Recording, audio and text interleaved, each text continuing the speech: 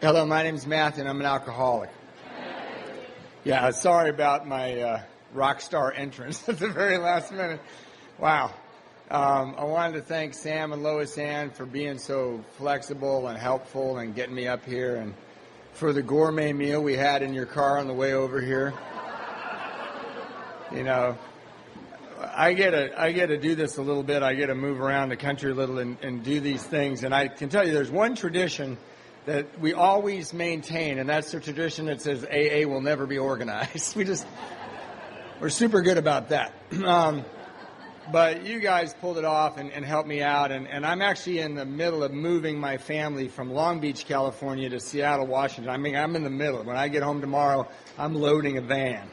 So it was a little tricky, and I made some mistakes with the scheduling, but I'm really, really grateful to be here. I was on the plane. I haven't been thinking about this at all, quite honestly. I have a lot going on, and I like being with my family also, quite frankly. More than anything, I like to be with my wife and my children. My wife. But rigorous honesty. They're teenagers. But I was thinking on the way up here, how can I pay back AA? How can I ever pay back AA? So I'm just grateful that you give me, I can put one more penny in the bank and say, I'm trying, God, I'm trying, So my sobriety date's May 16th, 1993, and my home group is the Hermosa Beach Men's Stag, meets on Monday nights at 8:30. And if you're in town and you're a man, come to my meeting. If you're in town and you're a woman, there's a women's stag right behind our meeting in the other room. So please come. I always pray before I get up to do this that I spend just a little bit of time on what it was like, and I talk a lot about what happened and what it's like now. Because I love recovery. I love Alcoholics Anonymous. I am a completely different person than I was when I came here, and I thought I would never change. And I can tell you the change has not been very dramatic on the outside, but on the inside it's been profound for me. And that's kind of the challenge of doing this, I've really done this. I don't know. I've done this a lot, and I've never successfully described what AA has done for me. I just can't do it. I just don't. It is not possible with my vocabulary to capture what's happened. So I have to tell you the story, And since I want to talk a lot about recovery, May 16th, 1993 is my sobriety date. I'll tell you about May 1st, 1993. Things were not good. I'd love it if that would just sum it up, but I was 30 years old. I weighed 108 pounds. I had been fired from a job that was beneath me. Again, yeah. I was just talking to Abel about this. I lived in an apartment on Avenue A in South Catalina, Redondo Beach, meaning the ocean was right outside my back door, and I hadn't left that apartment except to walk next door to the liquor store for about 6 months. Before I got fired from that job that was beneath me, I was a restaurant manager. So I try not to tell this whole story, but this might be helpful. I was a rock and roll musician for 10 years, and I got fired from the band for drinking too much. I was like, are you kidding me? I thought I kind of picked the right occupation for my proclivities. But, I laugh about it now, but I had a dream, and it came true, and I was touring and making albums and writing songs, and I'd go and record them, and then I'd play them, and there were girls singing them back at me, and I'd waited all my life for that. And I drank myself out of that job, and it was my dream, And I lived on the East Coast when I got fired from that last band, and I came home, and I got this job at this restaurant. And I remember when I got the job, I thought, I got a job as a waiter. And I thought, well, that's cool, because if you're a waiter, you're still kind of an artist, You're just waiting for your comeback, right? Then I went to college. I have 2 degrees and all that, but as soon as I went to college and graduated, I went on the road with the band. So I got this job as a waiter thinking someday I'll get another band together, and a couple of days later, the manager came down and he said, hey, I just looked at your resume. He said, you went to college. I said, yeah. And he said, do you want to be the manager? And I was like, no, because that's even lamer than being a waiter in my mind, right? Because if you're a restaurant manager, then you're really a restaurant manager. You're not an artist anymore, you know. And I sort of hesitantly agreed to it because I didn't have any money and I owed everybody money, and it was a bad situation. And I was a full-blown drunk. So he took me around the restaurant. He goes, well, if you're going to be the manager, here's the schedule for the waitresses. And I looked at all these names, all these girls, and I looked at all their birth dates. And I figured out they were all about 18 years old. I was like, maybe this job isn't going to be so bad, you know. And I'm 30, that's about right. And then everybody hates me. It's okay. I'm a speaker in AA. I'm not running for president. It's okay. And then they took me up and said, here's how the meat schedule. It gets delivered at a certain time. And then here are the keys to the bar. And I was like, this job's perfect for me, you know. All my life I've been developing skills that will help me in this job. And that's pretty much, that value system was how I managed that job. So I'd hover over these people used to come in called customers, and they made the whole job lame. And I would hover over them like, leave, you know, like, when are you going to leave? And they'd leave, and then I'd get the waitresses up to the bar and the drinks around the house, right? And the idea was, you know, get drunk with a couple of these waitresses and go home with somebody.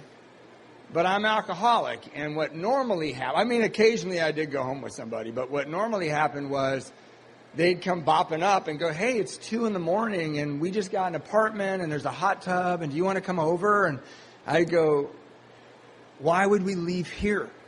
You know, I got a whole bar, and I'm drinking, and I just want to drink. And they would leave, and I'd fall asleep in the bar and wake up and run out the door. I remember occasionally the morning guy would be coming down the street, and I'd wake up, and I'd, like, run out of the restaurant. The books aren't done. The bar's a mess. I'd run out in the parking lot. You know, it's 6:30 in the morning. Only my car's in the parking lot. And I'd crawl into my car and hide in the floor of my car. And he'd pull up right next to me every single time and walk by. And I convinced myself he didn't know. You know, I'm lying on the floor of my car. So just before they fired me, which was a huge shock to me, one of the waitresses came up and said, I'm pregnant. And, you know, I come from a family where my mom and dad were married for 50 years to each other, you know, and I got taught all these lessons, and I couldn't believe it, you know, and this girl was 18 years old-ish, and I remember thinking, and I just want to be honest, I want to tell you who's in front of you tonight is, I remember thinking, not her, she's selfish and self-centered. I really thought that. That's who I was. She's ruining my life, not I'm ruining her life. I remember I used to say, when I got into AA, I used to say she got pregnant, and my sponsor would say, you know, you had a significant part in that, and you need to stop saying it that way. Anyway, I stormed out of that. She literally told me she was pregnant. I walked upstairs, got fired. They didn't even know about her. They just got fired for a list of other things. I acted like I had a car in the parking lot still, and what I had was the key to a car. I just didn't know where the matching car was anymore. So I was taking the bus to work, but I acted like I had a car because I wanted, you know, I had ego. I had tons and tons of ego, and I slammed the door and went out in the employee parking lot, and I had to wait a while and then crawl around, and I went to the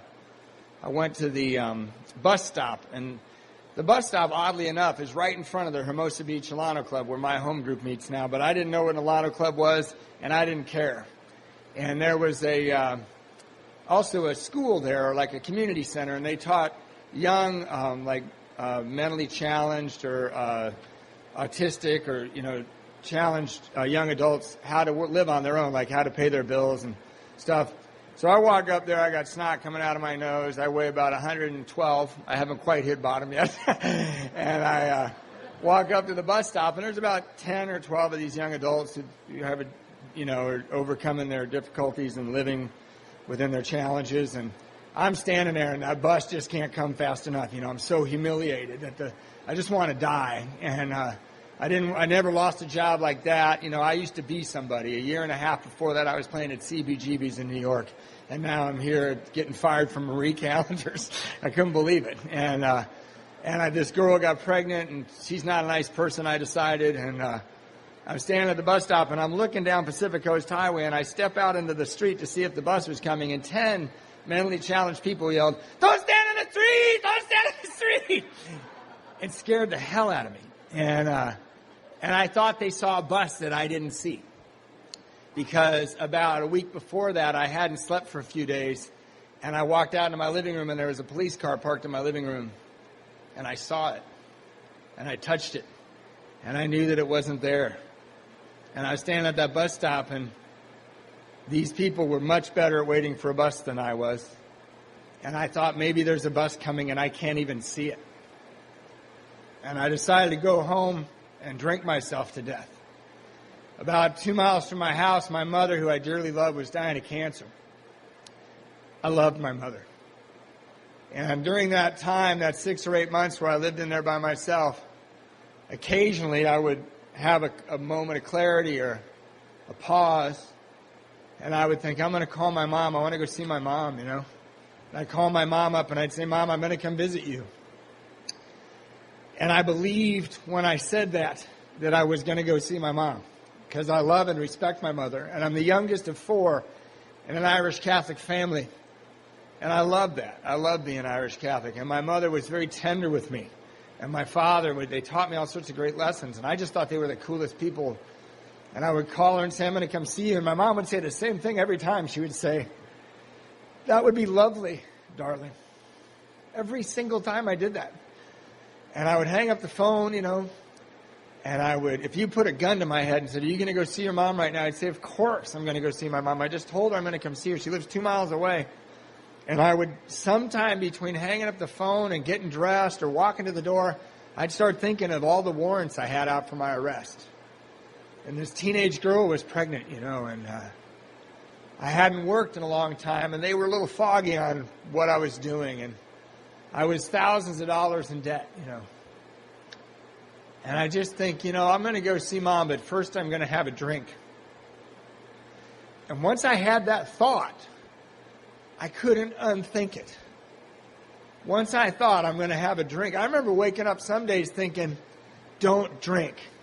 And once I thought, don't drink, I knew I was going to drink. And I hated it. I didn't want to drink anymore. Who would want to drink anymore? I had burned down a beautiful life. My parents were married for 50 years. My father respected my mother. My father was this boisterous Irish guy, so full of life and so funny, and fought in World War II, salt of the earth guy, My mom was this real quiet school teacher. And they taught me, how a man and a woman interacted and how a man treated a woman. And they taught me all these lessons. And, when that teenage girl was 8 months pregnant, I pushed her down a flight of stairs. And I didn't want to hurt her. I didn't want to hurt that baby. I just didn't feel anything for him. To be totally honest with you, I didn't have a single feeling for them. And what happened was she was going to go to the doctor, and she asked if I would come, and she said, really nicely, "Maybe you shouldn't drink today." And I heard a screaming woman on my porch telling me not to drink anymore. And that isn't what happened. And I pushed her just to get her out of the doorway. And I pushed her too hard, and I knew I pushed her too hard. And I slammed the door real fast because I didn't want responsibility for what happened. I went inside, and I drank. And I didn't go look to see what happened. So that was May 1st, 1993. That's what alcoholism did to me. I had every advantage. I had 2 people that loved and cared about me, and I sponsor a lot of people in AA, and I know that's not true for a lot of us. I know that's not true. I had I wouldn't say a functional family, but certainly an interesting and fun family to be a part of. There was a lot of weird stuff going on. My brothers were alcoholics. My dad was manic depressive.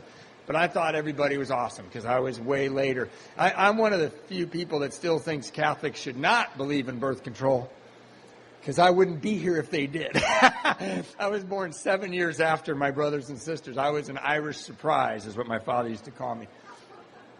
But I had all this character lessons and all these great examples, and I pawned it all to pay for the party. And, you know, I've just told you a little tiny bit of what it was like. Take my word for it. I told you the tip of the iceberg of what it was like for me when I was drinking, and it was a moonscape on the outside of my life. But it was so much filthier and so much dirtier in here. And I couldn't even go in here. That was unacceptable. Because I knew better, and if you know better, it's just hell up here. You know, I was telling Abel, I lived next to the ocean, and sometimes at night I'd walk around because I couldn't figure out what that sound was. There was this, and I go, holy crap, what is that? And I walk around my apartment. It was the ocean. It's a consistent sound. It never stops. But I never went outside my apartment. I oiled my screen door at 3 in the morning, you know. I did all sorts of ocean-stopping activities. And they never worked. And you know what? I would wake up in the morning and say, don't drink today. And I know now, being a member of Alcoholics Anonymous for 21 years, that I might as well have said, hold back the ocean today.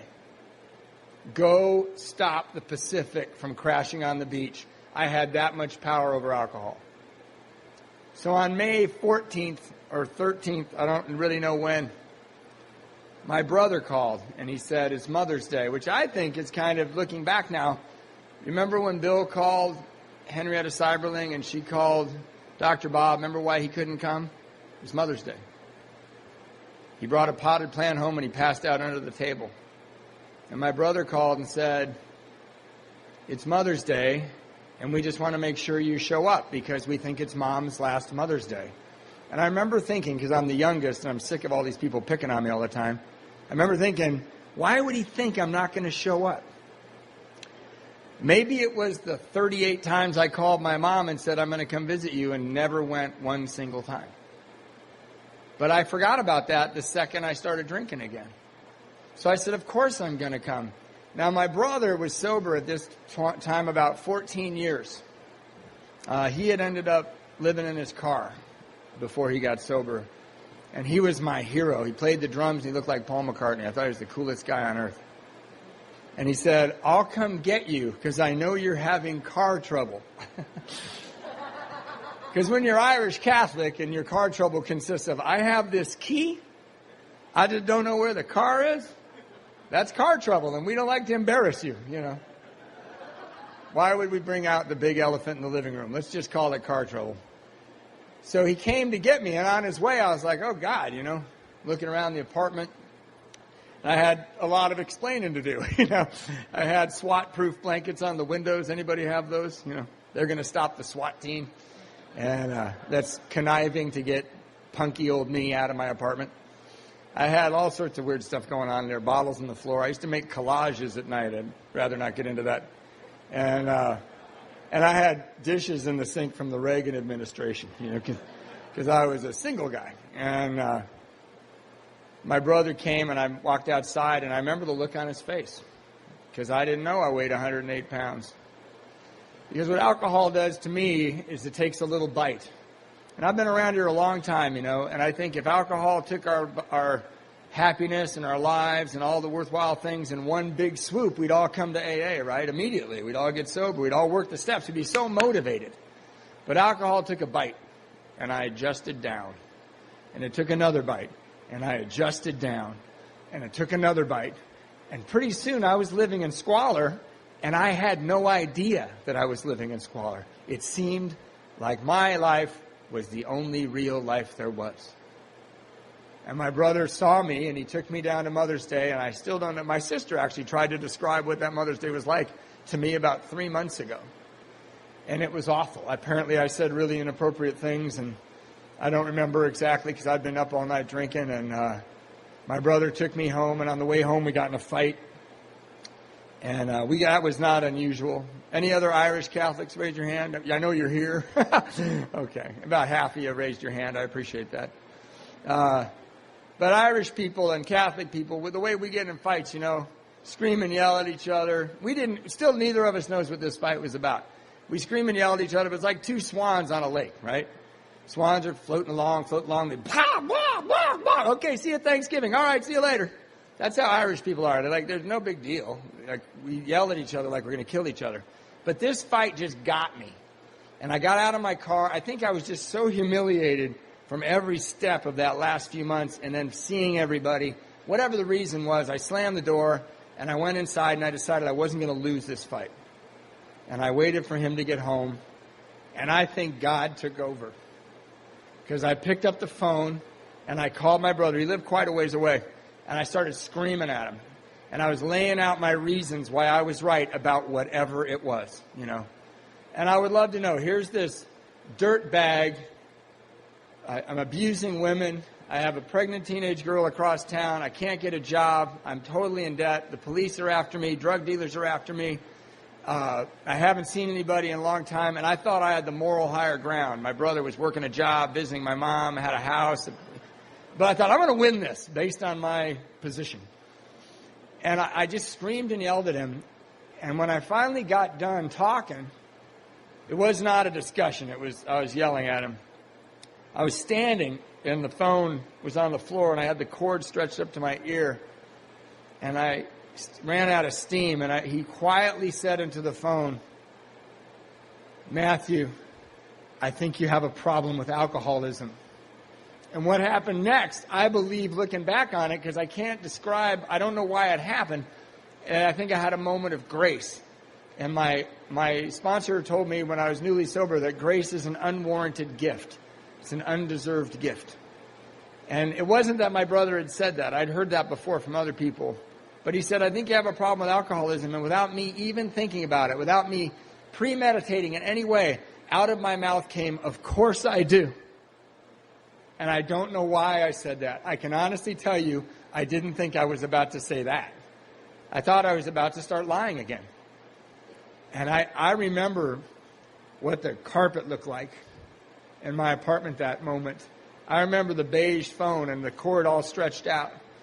And I remember the dust particles through the sunlight, through the Venetian blinds. Because just for a second, I stepped into the present moment. And I hadn't been there in years. And it was just a huge relief. And my brother said the funniest thing. He said, don't go anywhere. I was like, well, okay. I was going to move to that end of the couch in a couple more weeks. But if you got plans, don't go anywhere. Where was I going to go? And my brother showed up at my door faster than should be physically possible for him to have gotten there. And I'm so grateful to him because my brother saw a window of willingness. And if you've been doing this a while and you do what the book says and you work with others to save your own life, you can see that. And it's like gold. If you see that window of willingness, you got to jump, right? And I didn't know any of this. I'm just humiliated dirtbag on the other end of the phone. And he said, don't go anywhere. And he was right in my doorway. And he opens the door and he inhaled and he goes, hey, let's go to the beach. This is a little ripe in there. And we went down to the beach and sat on a lifeguard stand. And I expected when we got to the beach, my brother would kick my ass and I'd never drink again. I really did. I thought my brother will beat me and I will stop drinking. I had some history with him to believe that might be the tactic he was going to use. But I also kind of wish somebody would do that. Because I hated myself. The person whose company, I hated you because I didn't like your company because you made me uncomfortable. But the person who made me more uncomfortable than anyone else on earth was in my skin. And I was hoping someone would just kick my ass, And he didn't. He looked at me for a long time. And then he just started talking to me about how he felt when my mom and dad kicked him out of our house when he was 18 years old. And I remember that day because I was 11. And I couldn't believe we were doing it to someone in our family. I was so scared. And he started talking to me about how he felt when his wife and son kicked him out of their house. And I remember that day because I was about 14. And he called me because he had no one left. He called his little brother. And he cried into the phone. And I remember saying to him, maybe you should stop drinking. And I remember exactly what he said. He said, you don't understand. And then he started talking to me about how he felt when he lived in his car. And I remember when he lived in his car because I was 16 years old. I was going to high school and I'd borrow my dad's car and I'd try to find him. And I'd go behind the YMCA and eventually I found him. He used to park behind this school that had an outdoor shower. And I'd look in his car and if he breathed, I'd go to school. A lot of times he wasn't in the car. And right in the middle of all that, he started talking to me about how I felt sitting on that lifeguard stand. And I couldn't believe it. I was so surprised that anyone on earth knew how I felt. I couldn't believe it. And my guard fell away. And I ran out of cigarettes. And those two things are very important to my recovery. Because when I ran out of cigarettes, I got tired of listening to him. So I raised my hand up and said, you know, man, you're right. I got to go to AA. And he kind of focused on me and he laughed. He goes, you're not going to AA, man. You're going to a hospital. And I looked at him and I got a little nervous and I said, yeah, I can't do that. You know, I'm busy. Anybody else busy? Yeah. You know, what was I busy doing? I hadn't worked in months. And I don't know what I was thinking, like, who's not going to pay my bills? I'm the guy not paying my bills right now, you know. Who's not going to, you know, answer the phone? I'm the guy that does not answer that phone. That's my job. And he goes, I said, how long? And he goes, 30 days. And I go, there is no way I can leave all this for 30 days. And I was dead serious. I hadn't done anything in months. Anything. I walked next door to the liquor store. I pawned a couple guitars. And that's all I ever did. And he ignored me. And he walked me up to my porch. And he said this weird thing. I walked up to the porch and I was pretending to fumble for my keys. And I never locked the door from the outside. Because I was terrified of locking myself out of my apartment. It was my capsule. So I knew I didn't need to unlock the door, but I was kind of messing around. I don't know why. And he goes, hey, Matthew, don't die. And I looked at him and I thought, uh-oh, he knows about the gun that I put in my mouth at night. Because I had this gun. My roommate, who was living somewhere else for a while and renting the apartment, he had this big gun with these hollow point bullets. And I used to stand in front of the window with it in my mouth and pray for courage. And I knew I couldn't kill myself because it would hurt my mother. It would hurt my father, but I really wanted to. And he said, don't die. And it felt like someone pulled my pants down. I felt like he knew what I was doing at night. But he didn't. He just saw my skeleton. And he saw my dead eyes. And he was an AA member for a long time. And he knew what was coming. And he knew it was coming fast.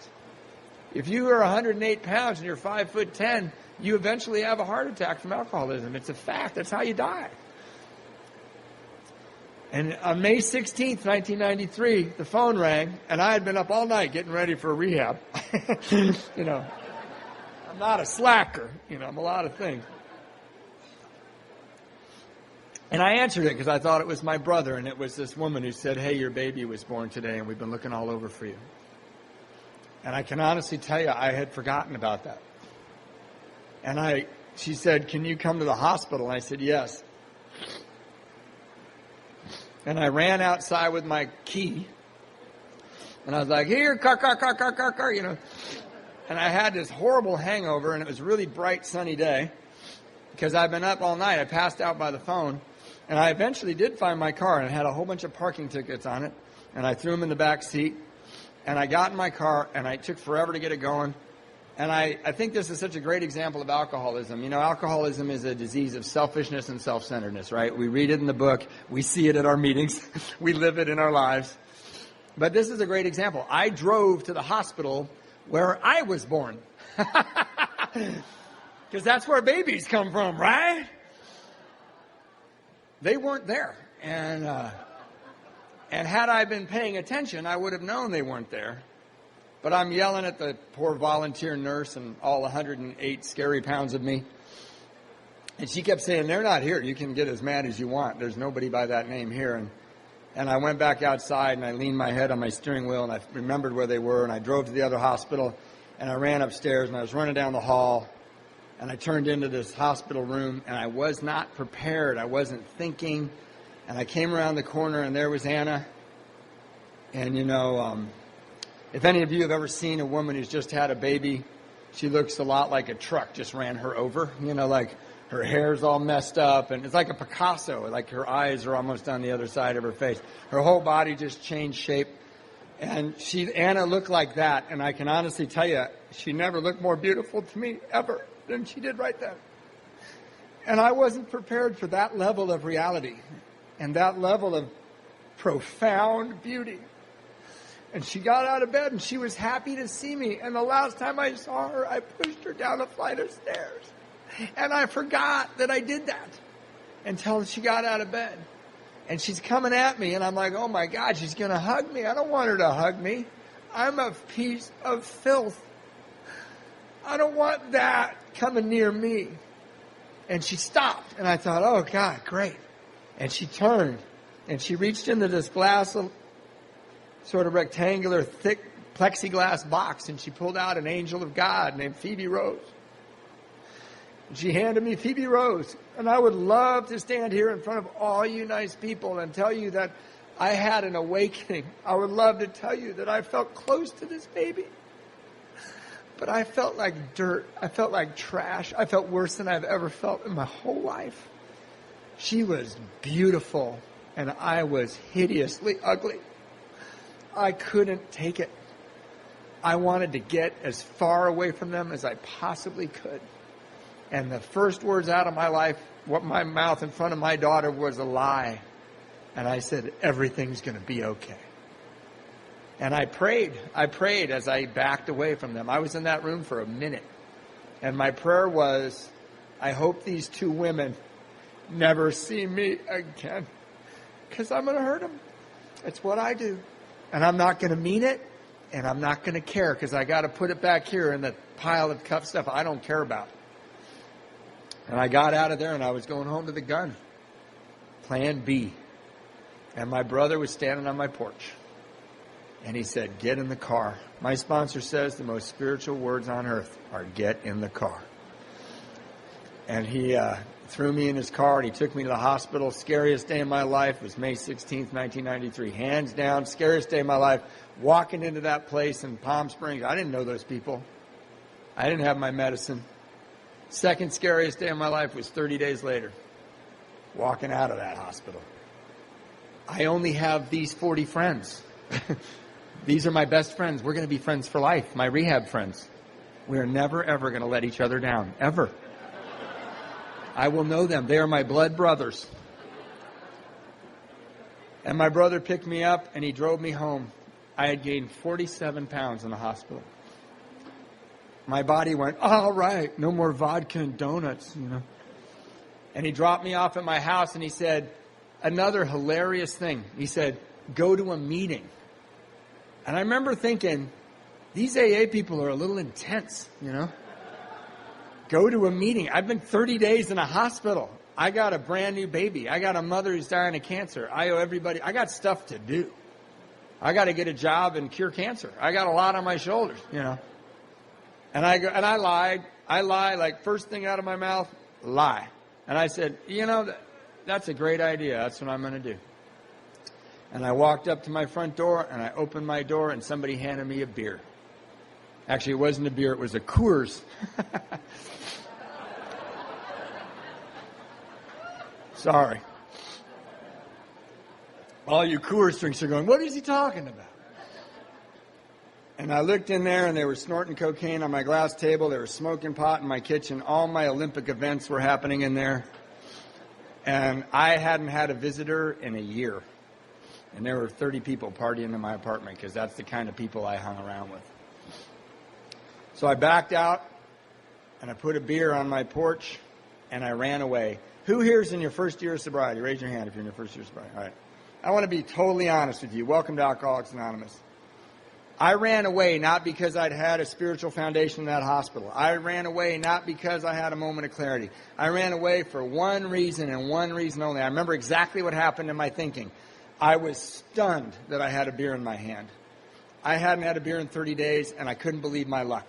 And I looked at these people that I had lowered myself to spend all my time with, and I thought, Matthew, all you have in your whole life, all you can hang your hat on is 30 days of sobriety, just like the young woman over there with the red hair. You got 30 days of sobriety. And that's all I had, right? And I didn't want to lose it on those losers. That was the only extent of my thinking. And I ran away. And I thought I could very likely have been running to a bar or a liquor store. I did not know where I was running to. I ran for a while, and I went right up into a payphone, a phone booth. There's some young people here. They were glass, and they had like these doors. You're going to have to Google image it. I can't even describe it. And they had phones the size of nuclear warheads in them. And I went in there, and I looked up AA, Mr. 2 degrees. I got a degree in literature and a degree in religious studies. I was prone to alcoholism. And I couldn't find AA in the phone book, honest. I'm looking in the back under embarrassing stuff you should never have to look up in your adult life. And it's not back there. It's in the front, right near AAA. And I called, and I called AA, and the guy was like, I'm like, I told him almost everything I've told you so far. I'm like, oh, the rock star, beer, Coors, baby, And the guy was so great. He listened to this blubbering, I thought he was going to help me, so I was informing him of my issues. And he said, yeah, where are you? And I go, well, I'm on the corner of Burl and Redondo Beach Boulevard. And he goes, okay, hold on. And I hear him flipping through some papers. And he goes, oh, my God, that's so weird. I said, what? And he said, there's an AA meeting right across the street from where you're standing, and it's going to start in 15 minutes. I know. And you know what I said? What do you think I should do? Honestly. I was like, that's great. It's really nice you guys are getting together. What are you going to do for me? I got problems. I just explained. And the guy was so funny. He was silent for a minute. And then he goes, I think you should go to the meeting. But he said it more like, I think you should go to the meeting. And I went to the meeting, and it was a big speaker meeting. In Southern California, it's not unusual to have 400 or 500 people every week at a speaker meeting. And it was one of those, and I swear to God, there was one chair with a light on it that was empty. It had like a big, bright spotlight. And I was walking, strutting my new 47 pounds improved self to the seat, acting like I wasn't terrified. And I was terrified. And I walked up and sat down, and there was a speaker, and he wore a suit. I'm looking around, and I'm scared to death. And the guy gets up to the podium. He puts his hands on the podium very calmly, had this nice suit on. And I'll never forget what that guy said as long as I live. He said, wah, wah, wah, wah, wah. I was like, look, everybody's laughing and nudging each other. And I'm like, then I look up, and he's wah, wah, wah, wah, wah, wah. And I was like, I am so screwed because I don't understand him. And, you know why I didn't understand him? Because he wasn't saying my name every other word. I thought he wasn't talking about me. And if you're not talking about me, I lose interest super fast.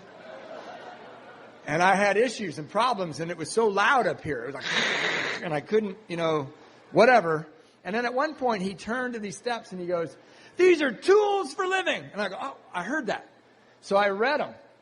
And I thought, well, why did they write them in Chinese, man? I need tools. And it's like powerless and fearless inventory. Like I need tax man, lawyer, fatherhood. I need those kind of help. I thought I had issues. I didn't realize that these steps addressed every one of my issues. And as soon as that meeting was over, I sat right up. I'm sure we said some prayer, and I tried to get out of there. And a friend of my brother said, hey, aren't you Neil's little brother? And I said, yeah. And he looked at me and he goes, wow, I heard you look like crap. And I said, well, that was 30 days ago, man. And he said, can I give you a ride home? And I said, that'd be great because I ran here. And And we're walking out to the car, and he said, I'm slowing down. He's speeding up. I'm slowing down. He's speeding up. He turns around and goes, what's your problem? And I was lost. And I said, I don't think I can go back to my apartment. And I told him what was happening in my apartment. And he looked at the ground. And my brother's group was a really solid AA group. And as my mother was dying of cancer and my father was dying of heartbreak, they helped him. So he had been to my parents' house. And he said, hey, don't your parents live near here? And I said, yes. And he goes, well, we could go there. And I said, no, we can't go there, man. And if you raised your hand and you were in the first year of sobriety, I want to explain the delusion that I was living under. I want to explain something I wish somebody had taught me. My perception of going to my parents' house is, hey, I'm 30 years old. I'm a drug addict and an alcoholic. I've thrown away every good thing I've ever had. I've humiliated these people over and over. They're in the end of their lives. My mom's dying of cancer. At that time, they were married to each other about 45 years. My father's beside himself. I am not going to show up on their porch today and be one more problem in one more person's life. I'm not doing it. It's the worst possible thing that could possibly happen. It cannot happen. That was my perception. And the guy dropped me off at my parents' house. I found out people in AA don't listen to newcomers very often. It's okay. There's a good reason for that. And they dropped me off, and I only went up to the front door because the only other choices were other people's parents' house. I was in, the suburbs. And so I walk up, and I'm terrified. I want to run. And I knock on the door, and I wait, and I want to run. And my parents are from the Midwest, so they come to the door together. They always do that. And my mom's really sick, so it took a long time. And they open the door, and my mom's got this oxygen mask on, and my dad's standing there, and they were glad to see me. It came out of their eyes, and it hit me. It was unmistakable that they were happy to see me, and I didn't know why. And the truth was, my parents were married for 45 years to each other. They're madly in love with each other. My mom's dying of cancer. My dad's beside himself. And the kid that they've been on their knees praying for walked up and said, will you help me? Their prayers got answered. I didn't know. How could I know? My perception and reality are usually much farther apart than I'm able to show you here at the podium. What my perception is doesn't matter. I moved in that night, and I learned lessons about love that I will never forget, ever. And would I do it again? I don't know. I was really, really crawling out of my skin. The first thing I did the first morning is I said, Dad, I think there's a meeting at 7. I didn't know if there's a meeting at 7. I just had to get out of my parents' house. And I said, I think there's a meeting at 7. He goes, if you're going to a meeting, you can take the car. And I left the uncomfortable place. I had to get away from the uncomfortable place. And I went to the other uncomfortable place. You guys were awful. Y'all love each other and hugging. Everyone's hugging. Everyone has nice shoes. I have terrible shoes. I have holes in my shoes. Everyone's so comfortable in their own skin. It's so great for you. I just wanted to get a gun and stick it up on, blow my head off everywhere I went because I had a lot of reasons to not really feel very comfortable. I don't know what happened in the hospital, but my one explanation, I heard an old timer say it. He said, you come into AA at 90 miles an hour, you're going to skid for a while. Yeah. And I kind of skidded through the hospital, I think. But I went to a meeting in the morning. I went home, and my dad would cry. My World War II vet dad would cry in my arms. He said, I can't live without your mom. I don't know what to do. My giant of a dad. And I didn't realize, but as I did things, and as I went to those meetings, I got more present in my body. I couldn't see that. And he trusted me. And when someone trusts you and you're newly sober, you want to be trustworthy. You graduate to be trustworthy as much as someone will trust you. That's my experience. And I still was uncomfortable because my dad's crying. What do I do with that? I've never seen the guy cry in his life. I'd go out to the car and go to a noon meeting. And one of those meetings was a meeting that was it was a step study. It was the surf and sand step study. And what they did at the step study is it was men's stag, and you couldn't share if you hadn't worked the step. And I thought, right on. I can just sit in the corner and think about myself. And I got to the meeting. That was a Tuesday night. It was like my 4th meeting, so I'd been to 3 the day before, 1 that morning. And I went to the meeting, and I was looking at everyone talking about me. like they did at every meeting. And they're all whispering. I'm like, God damn, I'm right here, And I'm filling up my coffee, and I'm not looking, and I filled my coffee up too much. It had surface tension. That's the only thing that held the coffee in the cup. And it's a carpeted church hall. And I'm, a Catholic guy. I feel guilty all the time. So I'm like trying not to spill coffee on the carpet. And I was so hyper conscious of it, I poured the coffee down my hand and down my arm. And then I pretended it didn't hurt. I'm like, it's fine. No, it's fine. Totally fine. And I sat down, and there was a chair there. It had a big bright spotlight on it. And I sat in that one because that's my chair. And I looked up, and they all want at each other. Hour got up. I jumped up. I had to get first aid. I ran out of there. And then a week went by, and I thought, I'll go back. This is my first cycle of meetings. And this was the first one I was returning to. I just kept picking meetings. But I know where that is. It's near Avenue. It's where I used to surf, actually. So I drove over there. I ran up to the coffee maker, filled it up halfway, and went, whoa. It's enough coffee for me. I went to college. I live and I learn. And I walked back to my seat, same seats empty. Everybody sat in a circle. And I sat down and I looked up. And everybody who was there the week before was there again. And if you don't think that's important, I can tell you it meant the world to me. And I looked around, I thought, oh my God. These people take this seriously. These guys have lives. These guys have happy families and wives. And these guys have cars, and they have self-esteem. And they came back to Loser Town the second week in a row. And I looked around, and it was a 12-step call. And I couldn't share because I didn't work that step. And I was totally into that. Hours up, I'm out of there. Came back the next week, looked around, there they were again. And I got a little cleaner inside. And I didn't do anything. I just went. And I remember one of the things that happened at that meeting was a guy shared something. It must have been the 4th step or the 9th step or something. He shared something that was really embarrassing.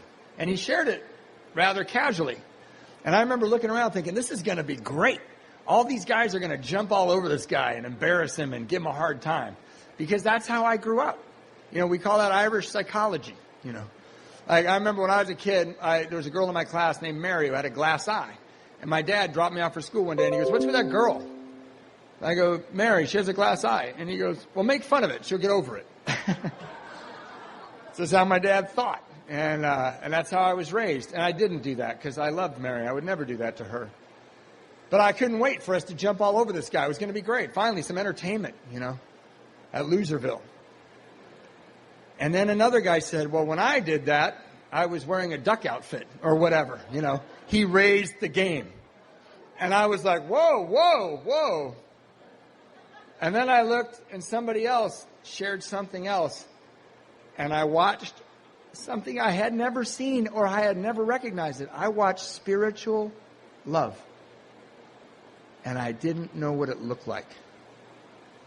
And it went around the room. And the next week I got there early. And I stayed late. And I got my sponsor out of that room. And I went to his house all the time. And I read the book with him. I remember he had this courtyard. He had one of those apartment buildings. And he was at the other end of the courtyard. And I swear, I'm so self-centered. I would open the little gate. I'd call him and he'd buzz me in. And I'd walk across that courtyard like everybody was staring at me through the windows going, there's one of those alcoholics coming. I just thought, and I remember we did the 3rd step, and he's a real, working class guy. I think he was a handyman. Now he's a contractor. But he goes, okay, we're going to do the 3rd step prayer. We're going to get on our knees, and we're going to hold hands, and I'm going to say this prayer, and you're going to repeat it. And I thought, no, we're not. I didn't know I just got Jeffrey Dahmer as a sponsor. I'm alone in his apartment. I'm going to hold hands on my knees. I really was kind of surprised by this. But out of my mouth came, oh, okay. And I got down on my knees, and he recited the 3rd step prayer with me. And I felt different. And I don't think I felt different because the grace of God came into my heart. I don't think that. I think I felt different because I did something I did not want to do. It was not in my playbook to make my life better. And I survived it. And I thought, there's a method to this. These guys know what they're doing. And I did my 5th step with that guy. And I went on a gazillion panels with him. He used to like to say, get in the car. And sometimes I go, well, I don't know. And he goes, oh, did you have something to do at your parents' house? I'm like, whatever. And one day I'm walking in with him to a meeting. I think I was like 90 days sober. I was really new. And I said, I thought being a parent was going to be the worst thing ever. And, I think I love Phoebe Rose more than I love myself. I can't believe how great it is being a sober dad. And I'm like 90 days sober. And he just walked right by me. He got, right? And I thought, I did not know he was deaf in his left ear. Yeah. I did. That's what I thought, because who would be so cold? And at the end of the meeting, we're walking back to his car, and I go, maybe you don't understand what I was trying to tell you. And he put his hand up, and he said, hey, man, how much child support do you pay? And I go, well, I live with my mom and my dad, and I work at a newspaper on a loading dock, and I don't even have my own car. And he goes, I know all that. How much child support do you pay? And I go, well, I don't pay any. And he goes, then you're kind of full of it, huh? And I said, what do you mean? And he said, Matthew, you go to 10 million meetings a week. You must have figured out by now that this is a program of action. It is not a program of talk. So why don't you show me you love your daughter, and then you won't have to tell me anymore. We had a super quiet ride home. I was plotting his death, and he was living in the present moment. And I got to my house, and my parents had let me move into my old bedroom where there was a full-size poster of Eric Clapton that I put up there when I was 12 years old. And I don't know about you, but when I was newly sober, I couldn't sleep. So Eric and I would have these late-night talks. And I went in there, and I was telling Eric what a dick my sponsor was and how I had to get a new sponsor. I was just totally unashamedly what you got as a speaker tonight. Sorry. This is not a mental health competition. It's Alcoholics Anonymous. And I told him, and Eric was really wise that night. He didn't say anything. And halfway through my pacing around my bedroom, I thought, maybe I'm mad because he's right. So I called Anna and I said, how much, I should give you some money. And she said, oh, that'd be so great. I'm trying to go to college and this is harder than I thought it'd be. And I said, how much do you need? And I said, how much should I give you? And she goes, she goes, let's not do it that way. Super smart girl. I totally underestimated Anna. And I go, what do you mean? And she goes, well, let's do a percentage of your paycheck. And I go, okay, I'm working at a newspaper. But she was betting on a horse. I just didn't get it. And I go, okay, what percentage? And she told me, and it was totally reasonable. And every 2 weeks, I would stop at one of those, I don't know if you have them up here, but we have these shops that say, you're such a loser, you got to cash your check with us, and we'll give you part of it back, and then you can go pay your bills. So I had to go to one of those, and then I had to go to her house, and I gave every 2 weeks. And if you're in your first year, I want to be super honest about why I did that. I did that for two reasons. One is I never want to drink alcohol ever again for as long as I live, ever again. And that's pretty important if you're in AA. But alcohol is hell to me. It's hell to me. It took me to places I never want to go back to. It made me do things I never thought I'd do. I let things be done to me I never thought I'd let be done to me. I don't want that anymore. And my sponsor made it sound like, well, okay, you're heading towards drinking. And the other reason I paid that child support is the only spiritual experience I had for about a year and a half was holding Phoebe Rose. And I didn't get it, I didn't understand it. I paid that every 2 weeks, and I didn't tell any of you guys. I told my sponsor once, and he goes, great, now just do it. And I thought, it's weird, there's no parade for me. We haven't had a surprise party. Where's the Matthew pays child support? He's a hell of a guy article. And it didn't happen. And but about a year into it, I'm playing with Phoebe, and I'm like, hey, Phoebe, I am your father. I will take you to your first day of kindergarten. And I will take you to your first day of first grade, baby, and second grade and third grade. And when you're 16, I'm going to buy you a car and humiliate you when boys come around. And when you're old enough, I'll save money. I'll send you to college. I get to know you, Phoebe. I get to be with you, Phoebe, for the rest of your life. And a year before that, I prayed a pretty righteous prayer of God, make it so I never see these two women ever again. because I am evil. And just by going to those meetings, getting on my knees, making coffee, working steps, reading that book, I got clean inside. And I could see reality, not my perception, but reality. And reality, no matter what your circumstances, is always perfect. My circumstances were not good. If you looked at me on one of those actors' stories, like, what's their story? Well, he lives with his parents, and he works at a newspaper, and he's got a baby with a girl that they don't really get along that well, and he's in AA. It wasn't like, right on, I want his life, But I liked my life. You know why? Because I liked my own company, and I hadn't liked my own company for years. And you know how I figured out how to like my own company? Help you. That's the trick. That's the big secret. The alcoholism is the only disease on earth where you go, God, I need it. I need help. I need to stop drinking. And he says, try to help other people. And you think, is there another way? But my sponsor fooled me into helping other people. So now when I see things like I sponsor people and they say, I'm going to put myself at the top of my 8-step list because I clearly hurt myself the worst. You ever hear that? I've heard it about 100 times. And I'm prone to sarcasm. And I never say anything mean. I always say, hey man, this is what I always say. I say, why don't we move your name to the bottom of the list? You make about half of those amends and let me know if you still think you want to move yourself up. They're all amends to yourself. Every single one of them. It's about giving yourself back the character you pawned to pay for the party.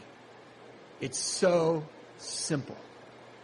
I have paid all the money back. I owed tens of thousands of dollars.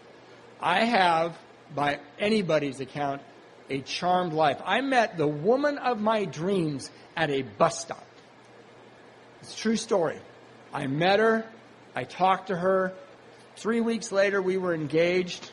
We got married. We've been married. In July, we'll be married for 18 years. My wife is dark-haired, British, beautiful. I said to my sponsor, she's not blonde, she's not anorexic, she's not addicted to heroin, she's really not my type. And he said, I know, Matthew, you've changed. And my wife is a woman of quiet dignity. My wife is a woman of kindness. My wife looks at me and accepts me exactly as I am. I don't have to lie to my wife. She knows what she's getting. And I accept her exactly as she's never been to AA. We flew to Iceland. I had to speak in Reykjavik, and she said, do I have to come to the meeting? I'm like, well, they flew you to Reykjavik. You should come to the meeting. And she stared at the ground the whole time. And when we got out of there, she said, I never want to hear that story again. I don't know that guy. I never want to hear it again. But we have people sleeping on our couch that need a couch. We have people in our Airstream. We have people that steal our stuff from time to time. We do AA. We do AA. I'm going to finish with this,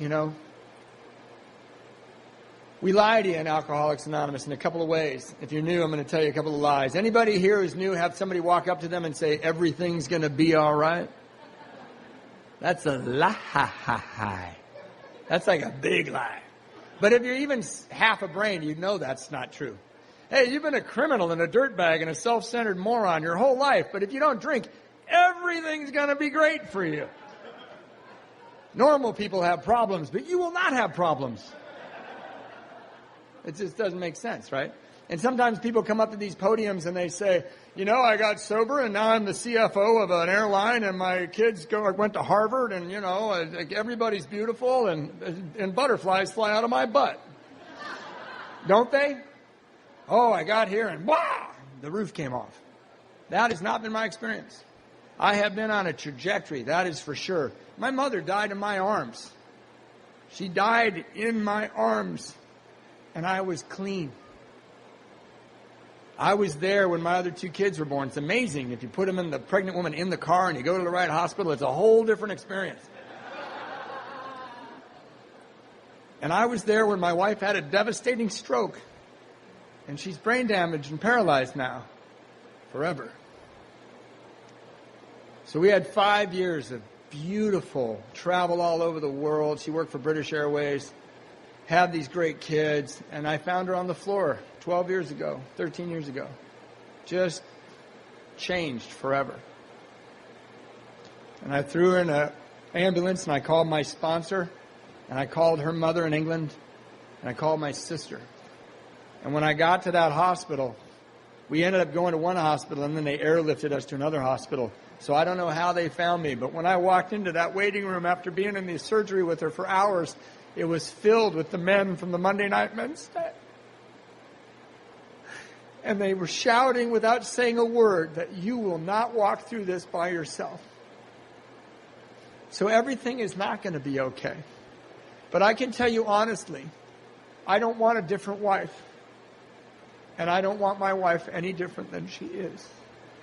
Sometimes my perception fools me into thinking that things are not okay. And then she'll grab me in some way with some look from her eye or something. You know, the other day we were at the dog park and my wife was walking and she has a brace up to her leg and she swings her whole side of her. And she's, you know, she looks very profoundly disabled. And she's not quite all there. And she's walking towards me. And I'm looking at her coming through, there's pine trees and the light's hitting into the pine trees. It's just a week ago or 3 weeks ago. And I'm looking at her and I think, God, she's so beautiful. And she sings. She sees me looking at her and she sings, something in the way she moves. How can you not want to eat her up? Reality is always perfect. What Alcoholics Anonymous has given me, happiness instead of good circumstances. I have good circumstances too. But whatever my circumstances, they don't have to affect my happiness because I have a spiritual life. If you're having a problem with the God thing, let it go. That meeting where those men helped each other, that was the God thing. This countdown where those people stood up with joy and clapped, that was the God thing. Forget the word. It's the energy that somehow made you get up this morning and not have a drink till right now. Something you couldn't ever do. That's the God thing. Just throw it out. Don't worry about it. I am filled with that. I can see it. I see it. I saw it in the car. That's how we live. So when they say everything's going to be all right, they don't mean that. And if you're in your first year, what they mean is if you do these steps, no matter what happens to you, you are going to be all right. And I know that's true because I lived that. Thank you very much for letting me share.